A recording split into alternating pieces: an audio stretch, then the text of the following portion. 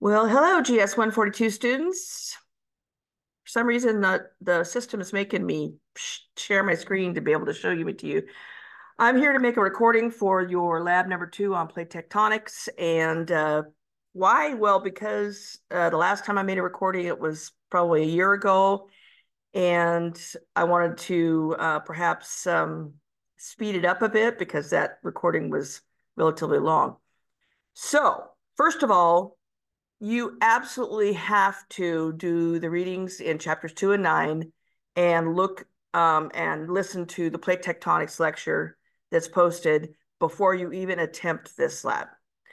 I'm going to be going relatively quickly, just giving you hints on all of the questions, showing you the maps that you should be looking at to be able to glean your answers.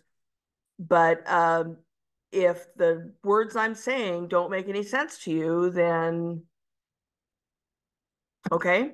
So please prepare yourself with your background material before you attempt this lab. Okay.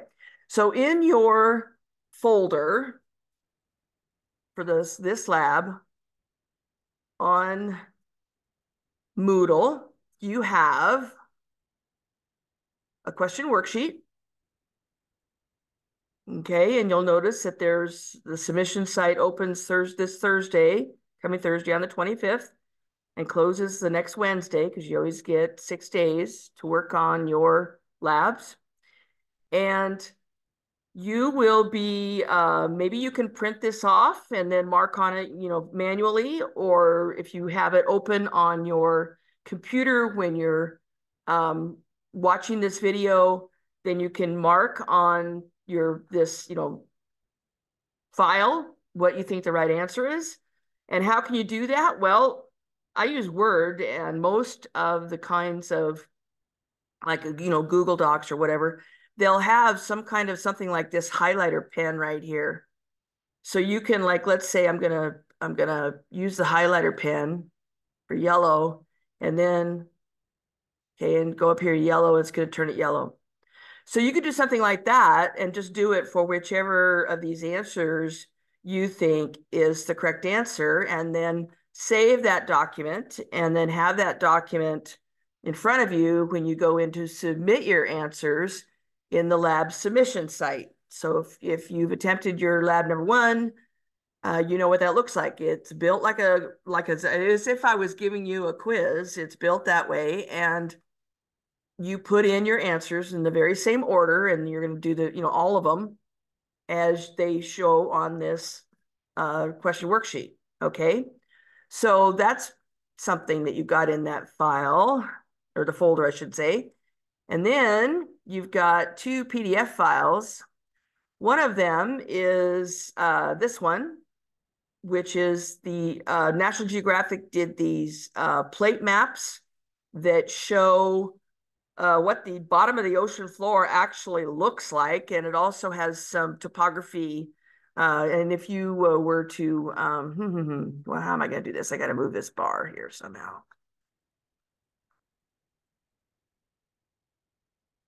You should be able to flip. I should be able to flip these around. Is it going to let me do that?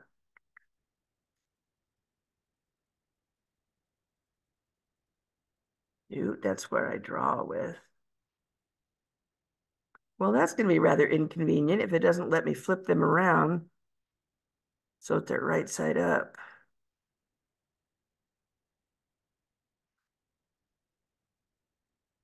Terrific. Oh, here we go. I had to find the right spot. So we have 2 different Atlantic maps. There's one with arrows on it. There's one with stars on it. And then there's one of the Indian Ocean. Okay, so like here's Africa, and there's India, and there's Australia down there. And then going on further, we have the Pacific Plate, one with stars. And then that one has stars. And then we have one question for the Arctic Ocean. So here we have Siberia over here. Here's Alaska, Greenland, There's Iceland right there. Okay. So the other file we have, it's a PDF map, has got 5 different documents in it. There's 2 plate boundary maps. So here's one, and this is like a Mercator, so that things are really stretched out as you get to the south and the north, because they're trying to put a round globe on a flat map, because Alaska's not near that big compared to the rest of the North America. And so, in the same idea with Greenland. So here's one, you could tell it's that they've got earthquake activity. Where do the earthquakes happen? And earthquakes happen on plate boundaries. They should be showing a lot more small earthquakes along all of these boundaries, but the really big ones usually happen in subduction zones, which is what's this convergence zone right here with in bold red. Divergent is where 2 plates are coming apart, and that's the white sections here, and then transform is the brown, and that's where 2 plates are sliding past each other. Next map, very, very similar, just showing you in slightly different way. There, we've taken the earthquakes off here so you can see the lines a little bit better. Then we've got one of our neck of the woods here with our little tiny Juan de Fuca plate that is trying to subduct underneath North America and not doing a very fast job of it. And that is why there's considerable pressure building underneath the edge of our continent. And eventually it will indeed, the rock will eventually slide, and we are going to get one big earthquake. We're supposed to, in fact, we're overdue for a 9-point-something subduction zone earthquake, and it's not going to be pretty. I mean, as a geologist, I want to see it because I want to see what's going to happen. You know, are all the big buildings in downtown going to sway back and forth, especially like at Seattle? I don't know if you've ever been to Seattle, but there's a lot of really tall skyscrapers there. And, you know, are the bridges going to be able to handle the shaking?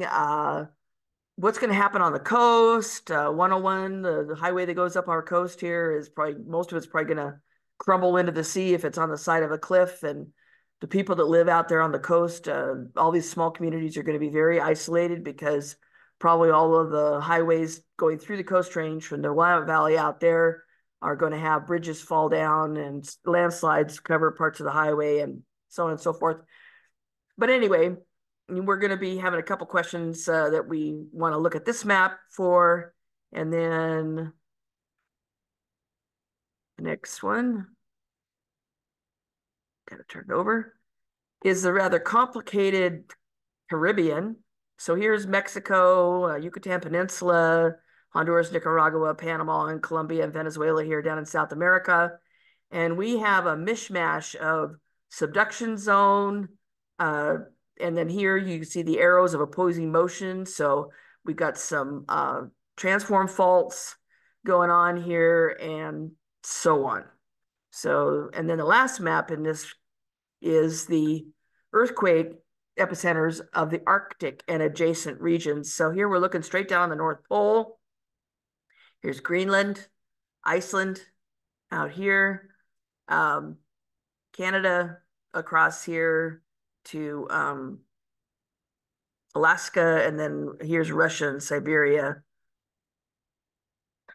going across here, and then of course Norway and so on. So if you see brown spots, that means that those are areas of, let's see, does it say here the timing of these?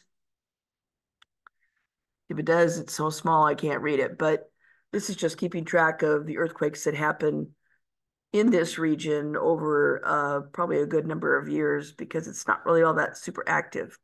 Okay, so those are what you're going to see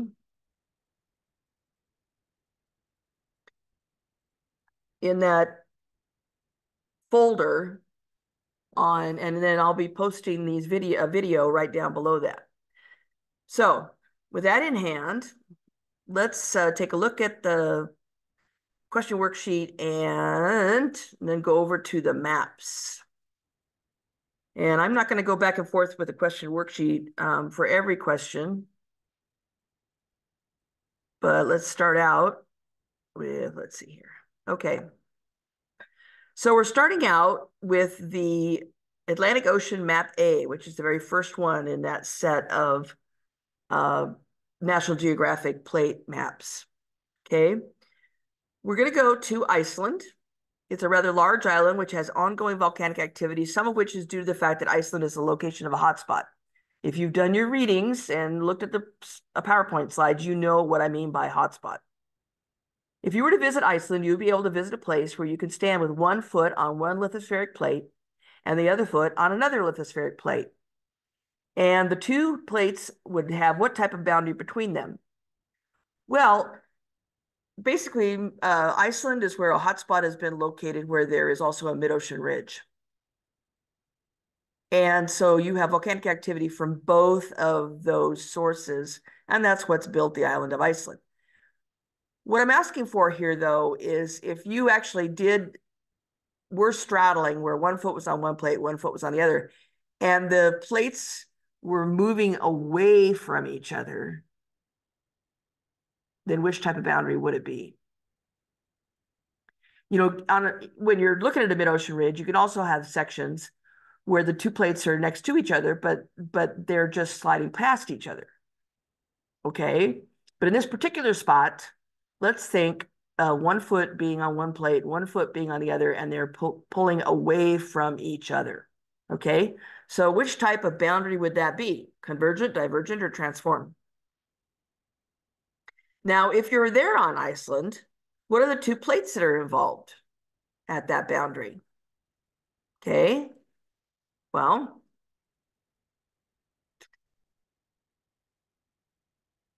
go back over to here. Turn this. So here we are up here in Iceland. Let's make this bigger. All right. So on this side,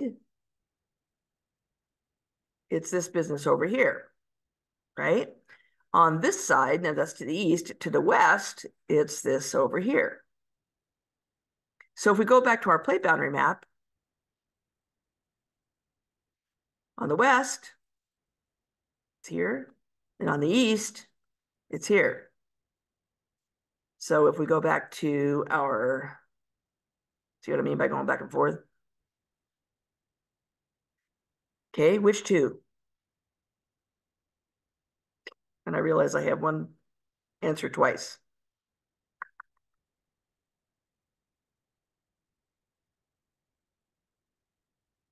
Well, I'm going to change that and repost.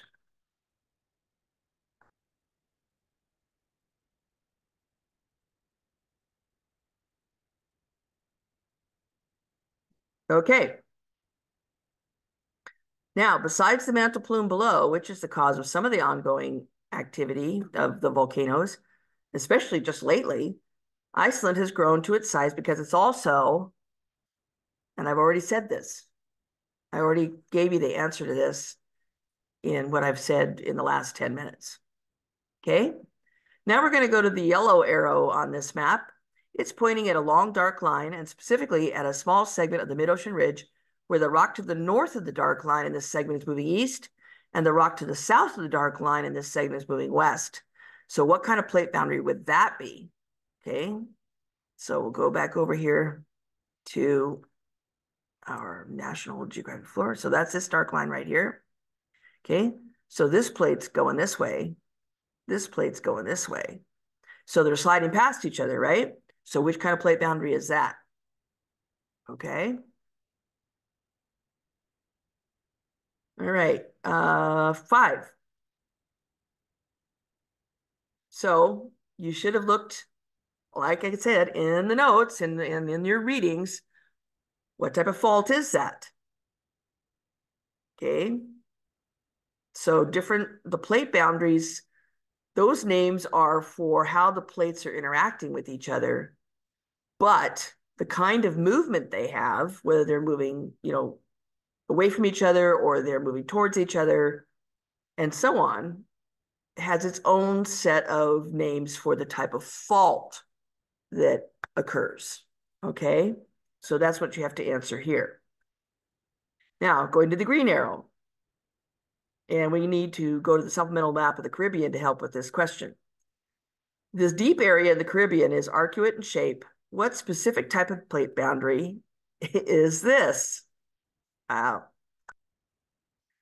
Okay. So first of all, what are the kinds of plates involved? I mean, if you're going to have two plates, then they could either be oceanic or continental. So we'll take a look at the map and say, okay, what do you think? Is there a continent on one side of that boundary, or is it ocean? Okay. And then is it coming together or is it pulling apart? Now I've said that it's subduction, and that should kind of indicate to you whether it's convergent or divergent because of what subduction means. Okay. So let's go over and take a look at that map. Okay, so I'm talking about this area right here, where the green arrow is pointing at that. Let's go back over here to the plate boundary map. Okay, so they're showing purple, that's a transform plate boundary above and below here. And then on the west side, there's a convergent plate boundary. And then right here, there's a convergent plate boundary. Okay, so let's go and look at that map of the Caribbean. Here we go. Okay, so we're looking at this right here. So here's the South American plate down here. And here's this North American plate over here. And these two plates, the South American, North American plate, were not attached to each other for a long, long time. And when South America started moving west enough and there was a subduction zone here, that we got a lot of volcanic activity, and there still is along the Central American isthmus and down here into Panama. They ended up having enough material coming out of those volcanoes that we got a pretty good sized ridge of material. And now the two are connected, but for a long time they weren't connected together. They were discrete lithospheric plates that had no actual, land bridge between them. Okay. So think about this pattern that they have showing over here. Okay. So what does that say? It's a subduction zone, which it has to be because all the questions have that. But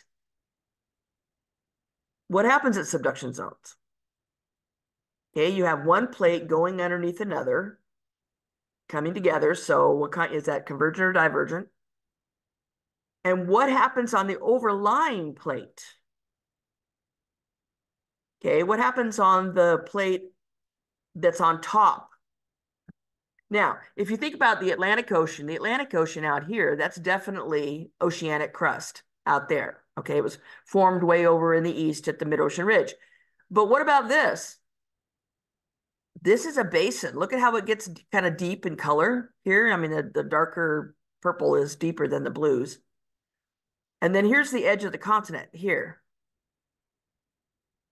So, oceanic? Yes. And then what I'm asking you for in the second question with that, I'm saying this type of plate boundary would have an associated volcanic arc.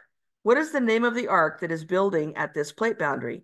And I'm asking you for the name. These are islands here. There's a set of islands on this kind of a plateau, and that's the name that you're going to want to put in that fill in the blank. Okay? Now, I'm going to go to, whoops, I should have stuck with that. Let's go back to the ocean floor map, to the blue arrow right here. Now here's the modern ridge,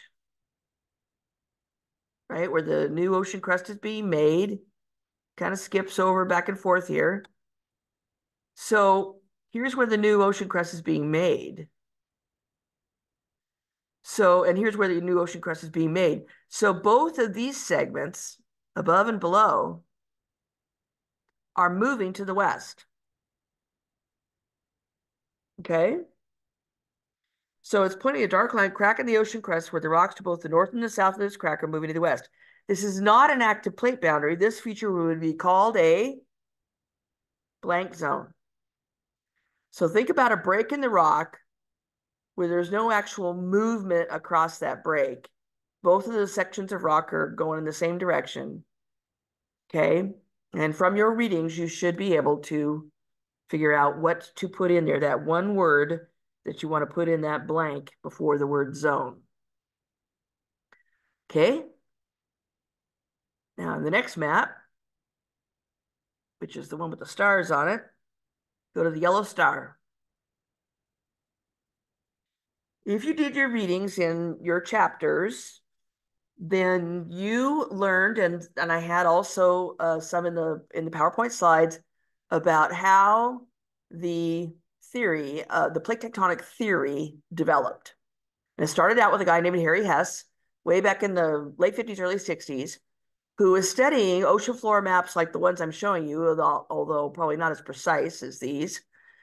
And he came up with the idea that along these tall mountain ranges in the Atlantic and then over in the Pacific, that new ocean crust was being made.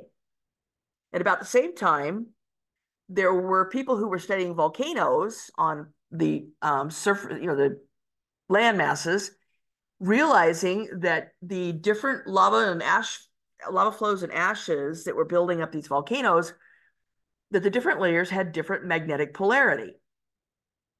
Okay. And, the magnetic polarity in some layers was relatively strong. And right now we have a northern magnetic pole. And then other layers had a really, really weak magnetic signature. And they thought, well, why would the rocks have such a huge difference between the strength and the magnetic signature? And they realized it was because during the times which now are represented as weak signatures, because the magnetic pole during that time in the geologic past was actually in the south. So no, the Earth didn't flip over. It was a flip of the actual bar magnet, the imaginary bar magnet we have in the center of our planet. So that was why the signal for those rocks seemed so weak, because they were comparing it to the modern day North magnetic pole. So when people read about Harry Hess's idea of seafloor spreading, and they realized, because of the fact you can see it happening on the surface of the island of Iceland, that this area to the southeast of Iceland, which is quite a tall mountain ridge, that they should be seeing that back and forth of magnetic polarity in the rocks in the bottom of the ocean floor, if Hess was right. Okay, so this is the area where the yellow star is, where the magnetometer is towed back and forth across the mid-ocean ridge. The readings that were collected from this area and other places around the world at similar plate boundaries were a major argument to substantiate Harry Hess's theory of seafloor spreading. Okay, so if they were towing a magnetometer, what were they measuring? And what did they find? Okay, is the magnetometer going to tell them anything about the age of the actual crust, the igneous lava called basalt that makes up the ocean crust? Is the magnetometer going to tell them anything about the thickness of the sediment, being thin at the ridgeline and getting thicker as you move away from the ridgeline? Okay, because the thicker the sediment is, the longer the crust has been there collecting sediment. Or is it the magnetic anomalies of the ocean crust to each side of the mid-ocean ridge are close to mirror images of each other in width, etc.? Okay, I mean, if they were towing a magnetometer, that's a given, what they were looking for, right? Now let's look at our blue and red stars here. All of the continents of our Earth, about 250 million years ago, were all shoved together into one big, huge continent called Pangaea. And then Pangaea broke apart. You stick a whole bunch of continental mass in one area, and then especially if you get some hot spots going underneath that continent, the hot spots are going to help break that big, thick continental crust into pieces. And sure enough, that's what happened. And one of the first breaks that happened is going to have the most oceanic lithosphere between those two continents, true? So let's take a look at Europe and North America. The oldest ocean crust in this area of the ocean, right against the edge here of the continents, is almost 190 million years old. Okay. So look at these blue stars. The longer a continent has an ocean next to it, the more erosion has happened on the continental mass and the more sediment has been carried into the ocean by the rivers on that continental mass. And so you're going to have wider continental shelves, which is the flat area that sticks out from the edge of the actual exposed continent. You're going to have wider continental shelves on continents that have been moving apart from each other for longer. Okay? So if we look at South America and Africa, now remember, South America has a pretty good sized river here, the Amazon. So you know that a lot of erosion has happened to this area of rock over time, and yet look how skinny the continental shelf is. And the same idea, there's rivers over here, but look how skinny the continental shelf is. And the same thing over here in Africa. Now, the Sahara is very dry right now, but in the past, there used to be, big rivers that flowed off of the continent down here into the ocean. And so you just simply don't see much in the way of a continental shelf between these two. And and actually the amount of mileage between these two here is also very small. Okay. So which one rifted apart first? I don't think that's going to be too difficult for you to answer. Now, green star down here next to, so here's the active mid-ocean ridge out here. Okay. And this is a passive margin right here. This is new ocean crust that has formed when these two continents broke apart. So there's no subduction zone here. It's all the African plate. All of this is the African plate. Okay. But we have this line, this Walvis Ridge going off this direction. And this plate would be moving this direction away from this mid-ocean ridge. So, what do you think? Were they formed in a now dormant subduction zone? The thing is, why would a subduction zone out in the middle of the ocean go dormant? Were they formed in a now dormant mid-ocean rift? Do you see the characteristic of the middle ridge and the fracture going off here? No. They were formed by a mantle plume at a hotspot. Remember, hotspots can show up anywhere. They don't have to be on a plate boundary like at Iceland. They can be out in the middle of a big plate. We'll see that when we look at the Pacific map. And they were formed by a now dormant transform boundary. Is there any volcanism at a transform boundary? No. You should be able to get that one. Okay, going on to India. Oops. Get right side up here. Okay, brown star. This is supposed to be brown. You kind of lose the brown and the blue outline here.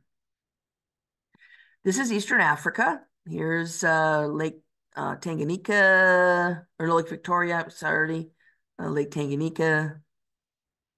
It says how here, notice how it says Great Rift Valley. Okay. This star shows the approximate position of Mount Kilimanjaro, the tallest volcano on the African continent. This volcano developed at this position because it's positioned over a hotspot. It is one of the north-south line of volcanoes which are forming on the overriding plate above the subduction zone. Or it is one of the volcanoes with general north-south trend that are positioned along the normal faulting of a continental rift. What did I just say? This is called the Great Rift Valley. And if this was a subduction zone, then you would see a trench, a dark, deep area like that over here. And there isn't one there. So it can't be a subduction zone.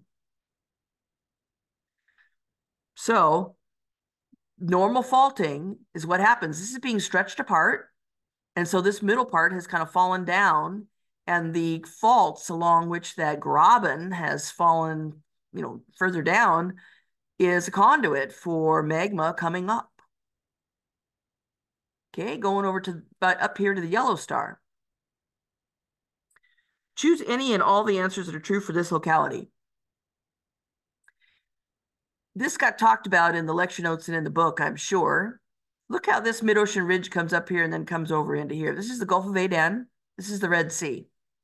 Red Sea's really been in the news lately because the the Suez Canal is up there at the northern end of the Red Sea into the Mediterranean. Okay, so if this is a rift, so are these.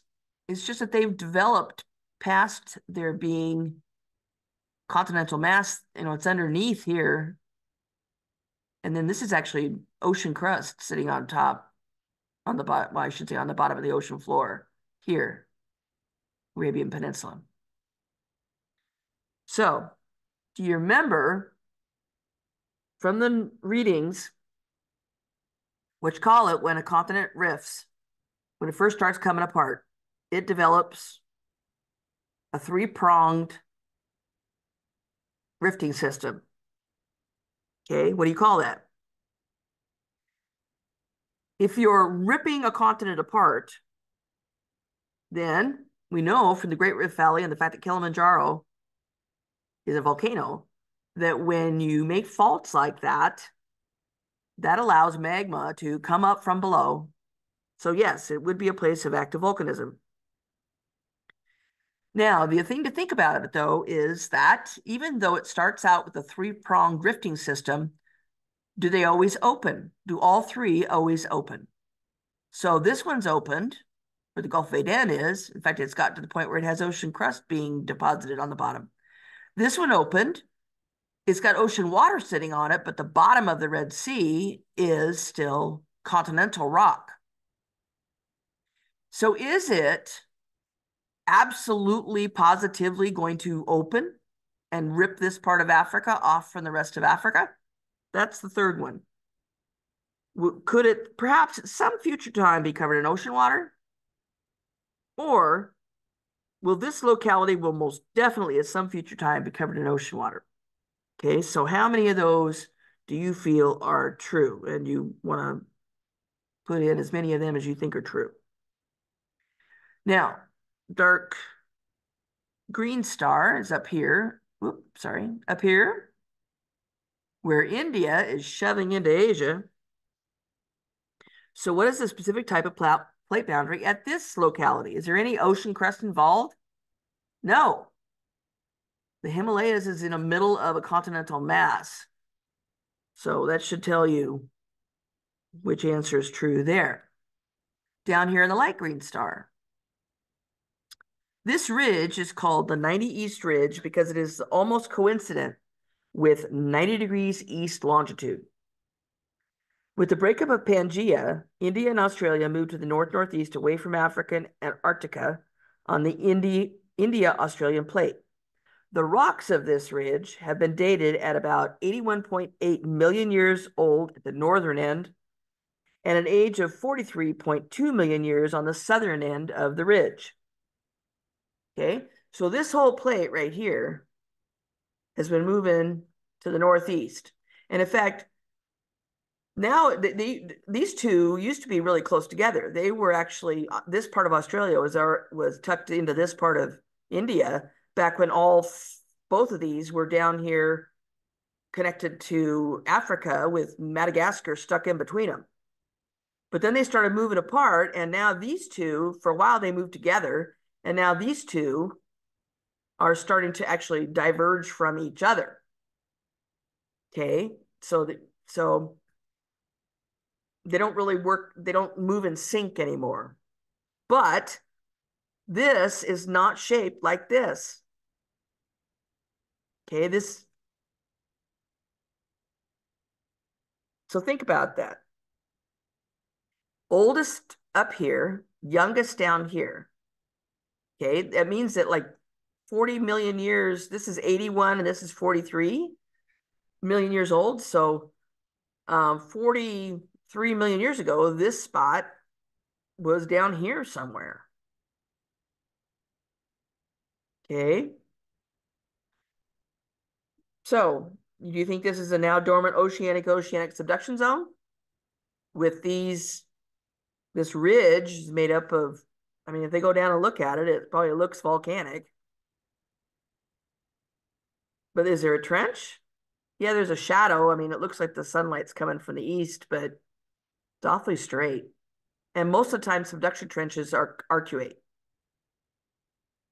Is it formed along an actively spreading mid-ocean ridge? Like I said, you don't see the structure here that you see over here, right? With these ridges of spreading and then the fracture zones. And then did it form above a stationary mantle plume or hotspot, which has gone cold, right? Because you don't have anything younger than 43 down here. All right, moving on. I have to make this quick. That's why I'm not going back and forth to the question worksheet all the time. Let's see. What am I looking for here? Red star. This is mid-ocean ridge going up and into the Sea of Aden. This is the mid-ocean ridge that comes down and around Africa and goes up into the Atlantic Ocean. And this is the ridge that comes down here and goes underneath Australia and hooks up with the East Pacific Rise over in the Southeast Pacific. This locality is at the center of a triple junction. Well, think of it. It's got ocean crust that's been made here.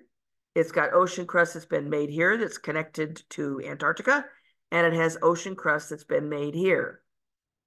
So yes. Has it been moving north since the breakup of Pangaea? Well, remember what I said, that India and Australia used to be down here snuggled next to Africa. And in fact, Africa used to be further south too, because all of those were also connected to Antarctica, which is down here over the South Pole now. So yeah. Was it the center point for continental rifting in the initial stages of the breakup of Pangaea? Well, we already talked about what was happening on the other side of Africa. Okay, so the initial breakup of Pangaea was North America moving away from Eurasia.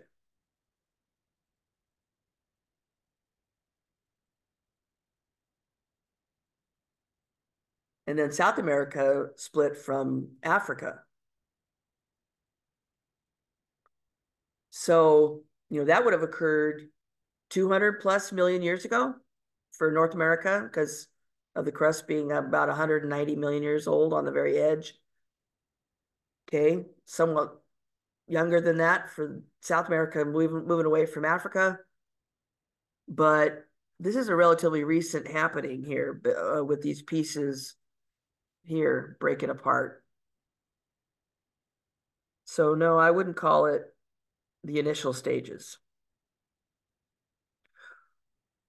Is this an area that would experience earthquakes due to movement along thrust faults? Is there any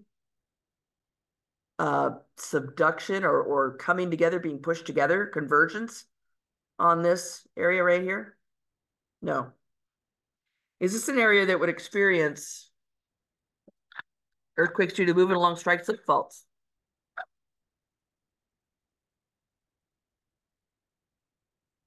Yes. There are some, especially like this one right here. There's probably some going along here and then small little ones in and among these. Okay. Okay. Blue star over here on the east side of the Indian Ocean. This locality has what specific type of plate boundary? This is ocean out here, obviously. True. Now, this is continent up here when you get up here, but this area both Sumatra and Java, they are built out of volcanoes. There's lots of volcanism going on here, and that's why these land masses are here. But there's shallow ocean area behind it. So yes, there's continental mass up here, but a lot of this doesn't have continental rock underneath it. Most of this is oceanic. So if this is ocean and this is ocean, and these are made out of volcanoes,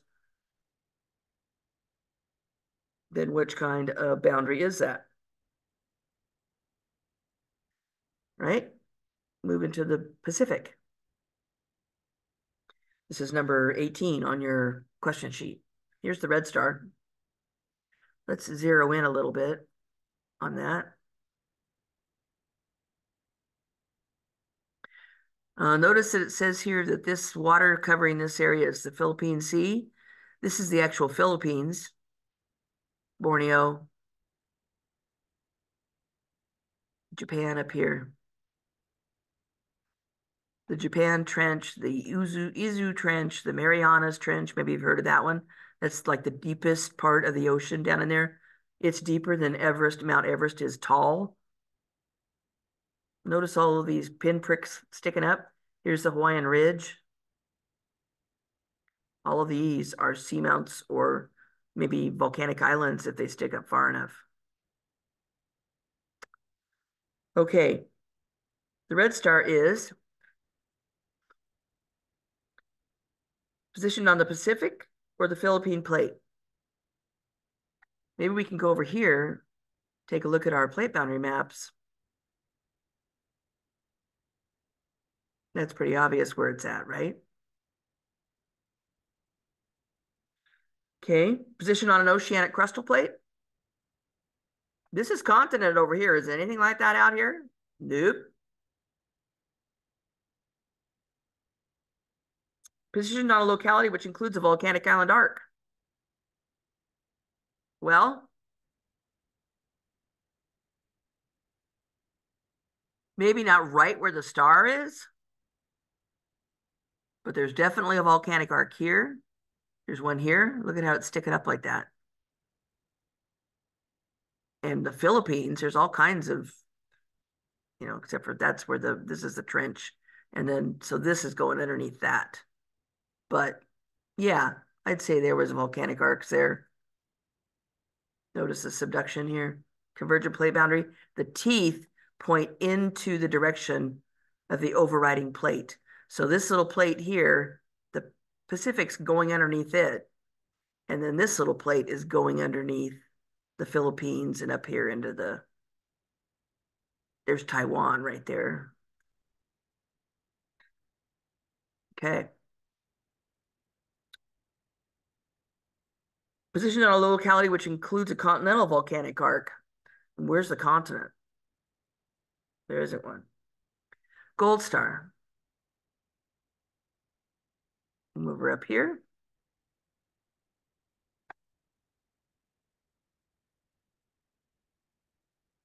Didn't mean to put that red line on there.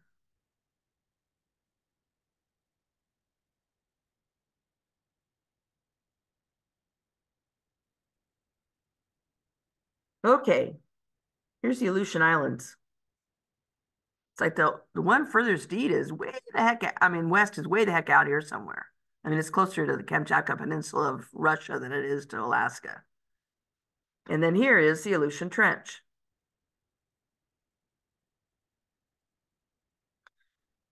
All right, this star is positioned on the overriding plate and an oceanic subduction zone. So this is definitely continental out here. And in fact, there's actually North American plate actually extends over into eastern Siberia a bit. But what about out here? Is that continental? North America and Siberia haven't always been as far north as they are. North America has actually moved north and west. And so in the past, the weather up here, it wasn't as cold and frozen. Okay. So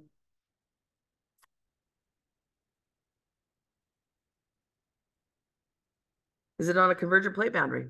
Well, if this is a trench and there's a subduction zone, it's got to be convergent. So it's not on a transform. And in the area of a volcanic island arc. Yep. Okay. Light green star. I have to come back out here a bit. Go. There's our light green star.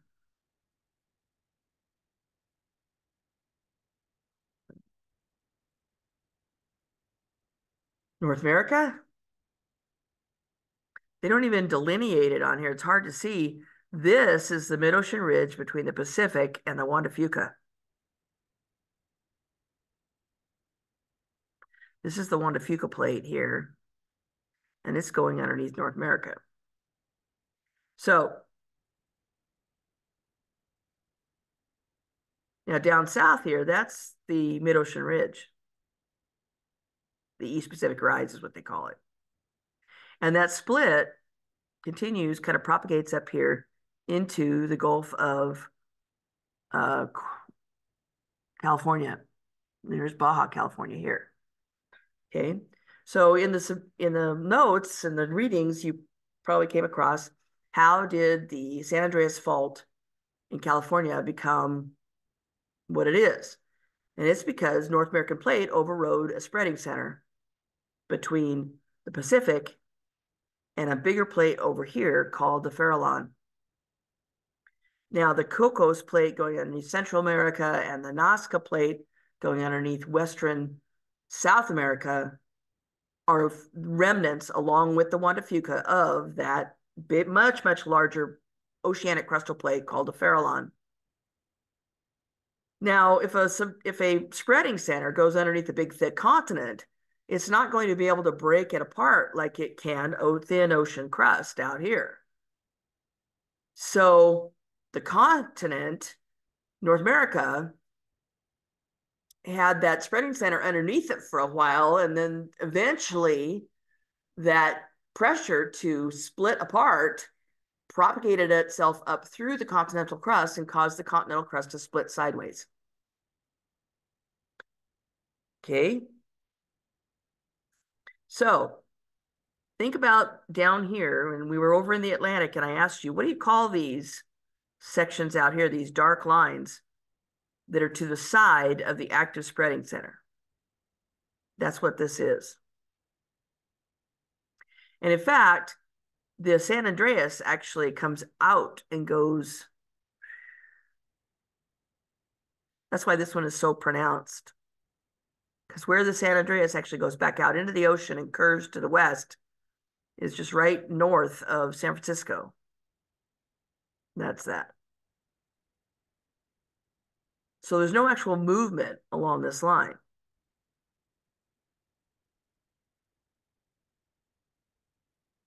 Drawn little lines all over this. Okay, dark green star. Let's go and take a look at our plate boundary maps showing our neck of the woods.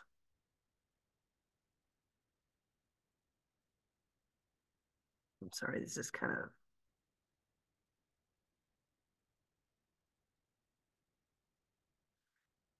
Okay. Here's our little Juan de Fuca plate. There's a couple of different ridge sections of active spreading center. And then they're connected together by transform faults. Here's the San Andreas down here. This star covers the position of the state of Oregon. Oregon sits on a convergent boundary which extends from northern California to southern British Columbia. Directly to the south and north of the convergence between the Juan de Fuca plate and the North American plate are what type of plate boundaries? So it's pretty obvious that to the south is a transform fault. But what about to the north? I mean, they're showing the subduction zone here in blue, and it looks like it's extending to the north. Well, let's go back to one of those other plate boundary maps. What color are they showing here? Here's the purple transform plate boundary of the San Andreas. What about above us? North of us? Starting above Vancouver Island, it's in purple again. Okay. So what kind of boundary is that? Let's go back to the plate map. Okay, let's see. Also for that dark green star, the southernmost volcanic mountain of the Cascades called Volcanic Arc is, well, back to that Oregon map. So here it's got all the little volcano, here Mount Garibaldi up in British Columbia, Mount Baker, Glacier Peak, the humongous Mount Rainier right outside of Seattle, Mount St. Helens and Mount Adams, Mount Hood, Mount Jefferson, the Three Sisters, and all of the dormant ones here like Mount Washington, Three-Fingered Jack, Broken Top, etc. There's Mount Mazama, that's Crater Lake. That's why it's got a little divot in the center. Mount McLaughlin, Mount Thielsen is also one of the ones in here that's dormant. Mount Shasta, and then the very most southern one, right there. Okay, I'll let you get the name off of there. Purple star. Where's the purple star? Way down here. Oh. Okay. Here's Australia. Here's New Zealand off here. Oh wait, I skipped one. Oh, the light blue stars here. Here's the Hawaiian Ridge. Then there's a seamount chain. Choose any and all the statements below which apply and are correct for this line of guyots, which was Hess's term for something that had been an island. So it has a flat, eroded top that's covered now in like coral atoll, sunk beneath the waves. Seamounts, atolls, and islands. The bend of the line has been dated at approximately 50 million years ago, a little bit less than 50 million. These volcanic features formed at the location of a hotspot. This is the middle of the Pacific Plate. The only way you're going to get a line of volcanoes in the middle of an oceanic plate is if it's a hotspot. Did these line of volcanoes form on top of the Pacific Plate? Oh, yes. The orientation of the two parts of this line of volcanoes suggests that before 50 million years ago, the Pacific Plate was moving almost due north, whereas after that time, it was moving to the northwest. The alternate question of that type is, the orientation of the two parts of this line of volcanoes suggests that before 50 million years ago, the Pacific Plate was moving to the northwest, whereas after that time, the Pacific Plate has moving due north. Okay, and then the last thing you're going to have to determine is all of the volcanoes in this line will eventually subduct into the Aleutian Trench. So here's the Aleutian Trench, and then here's the Kamchatka Trench. Excuse me, the Kirill Trench. Kirill Trench. Here's the line starting with the big island of Hawaii down here, and then going up to some, 45 million years old seamount in this area. Okay, well, which direction is that? So from time 0 to 45 million years ago, the plate was moving that direction.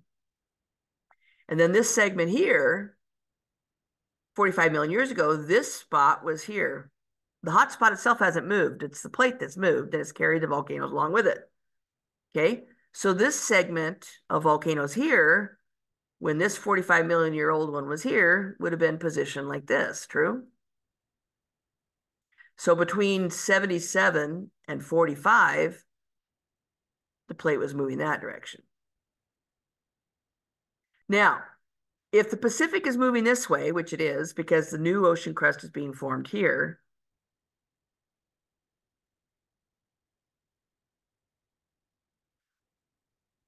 along the, where the blue star is, the deep blue star,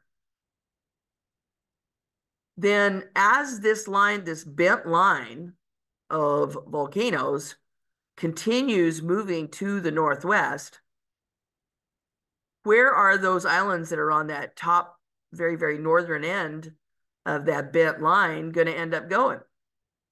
Aren't they going to be moving away from the Aleutian Trench to the west?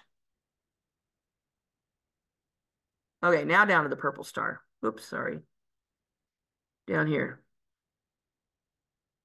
In February 2011, the South Island of New Zealand, I've kind of covered over part of the South Island here with this star, experienced a 6.2 magnitude earthquake centered near the city of Christchurch.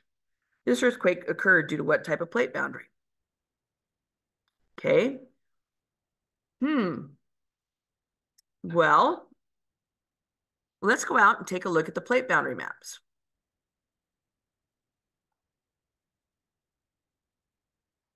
Here's New Zealand down here. Now, Christchurch, here's the South Island down below here, and that's the North Island that you can see the peninsula sticking out there away from the line. So what color is the line going through most of New Zealand? That tells you what kind of boundary it is. Now, how about to the north of New Zealand and to the south of New Zealand? Remember about the teeth. The teeth on the line, those sawtooth triangles, are pointed towards the overriding plate, meaning that they're pointed away from the subducting plate. So now you get to choose. The plate boundary to the north of the North Island of New Zealand is it a transform boundary? No. That would be purple, right? Is it a convergent subduction zone with the overriding plate on the west side of the boundary? Or is it a convergent subduction zone with the overriding plate on the east side of the boundary? And then last of all, is it a divergent boundary? Is there any light blue there on that map at all in New Zealand? No. And in fact, if you go travel to New Zealand and you want to go where the volcanoes are, you have to go in the very, very southern end of the South Island, where this subduction zone down here is. But this one, is this plate Pacific moving underneath the Indo-Australian plate there? Or is it the other way around? Okay. Brown star. Over here. Here's South America. Notice that deep shadow all the way down the coastline. That is the South American Trench. This star, or maybe they might call it the Nazca, because this is the Nazca plate right here, is located on what type of specific plate boundary? Well, this is under the ocean water, and this is the continent. And you got the Andes right here, which is a big, huge volcanic arc sitting on top of the continental mass. So, volcanic arc on this edge of the South American continent has what name? I think I gave it to you. I just give it right here as well. Okay. Almost there. Blue, dark blue star. Right here. This star is positioned over part of the East Pacific Rise, a mid-ocean ridge, MOR. That's technically what it is because it's where there is a high area, long, elongate high area where new ocean crust is being made. Compare this MOR to that in the Atlantic Ocean. Which ridge appears to have higher topography, sticks up further from the bottom of the ocean floor? Okay, so take a look here at this part of the East Pacific Rise. And then let's go back up and look at the Atlantic. And they call this the Mid-Atlantic Ridge. Okay, so which one looks like it's a greater change in topography from over here where it's flat in the abyssal plain to the top of that mid-ocean ridge? Is it the Atlantic or the Pacific? Okay, which has higher topography? Now, the second question for this one asks you why? Why is there different topography for the mid-ocean ridges in these two oceans? You're supposed to choose the two correct answers. Well, if you have ocean crust being made at mid-ocean ridges, and it moves away from where it's made, it gets split in half and pulled to each side fast, then it doesn't get the opportunity to build a large mountain range, a large, tall mountain range. If, however, when the ocean crust, new magma comes up and freezes into ocean basalt, if it's a slow spreading rate, where it's difficult for the two plates to move away from each other, then that new material will build up into a sizable mountain range.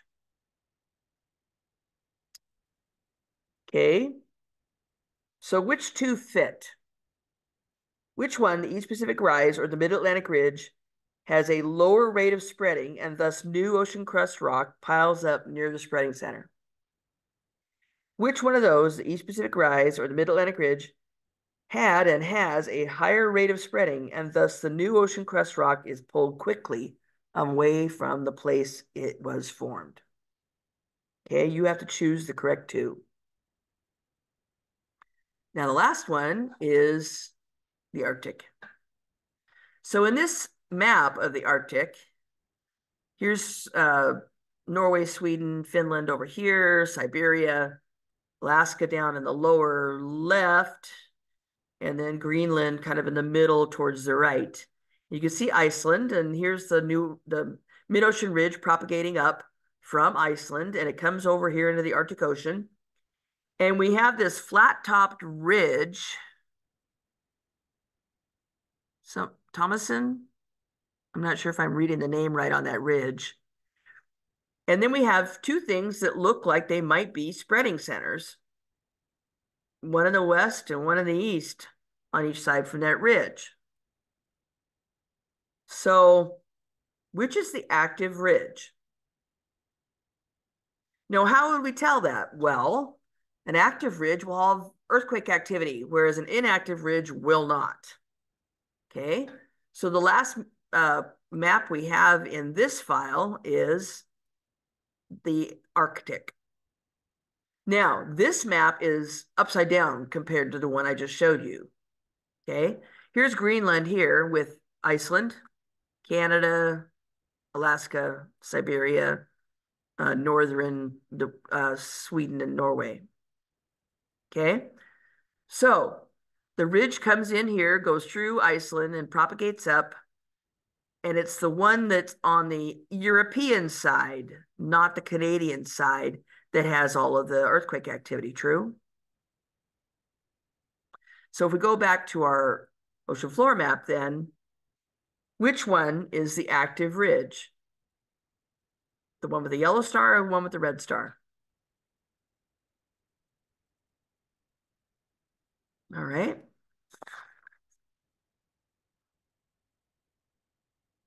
Let's see.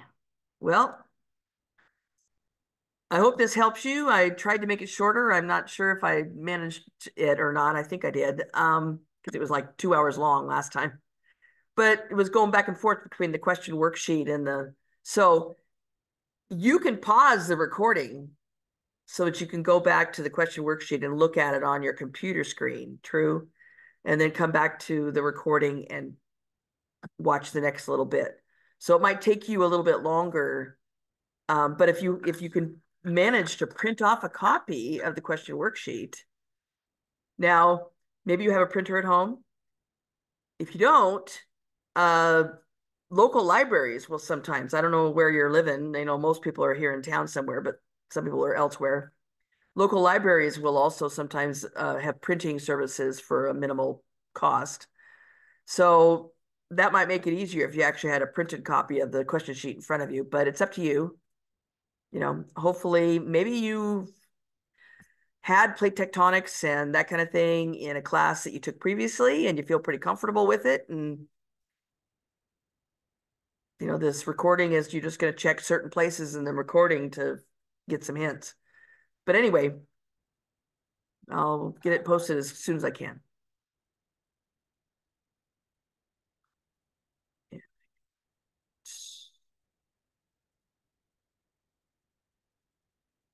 Stop recording.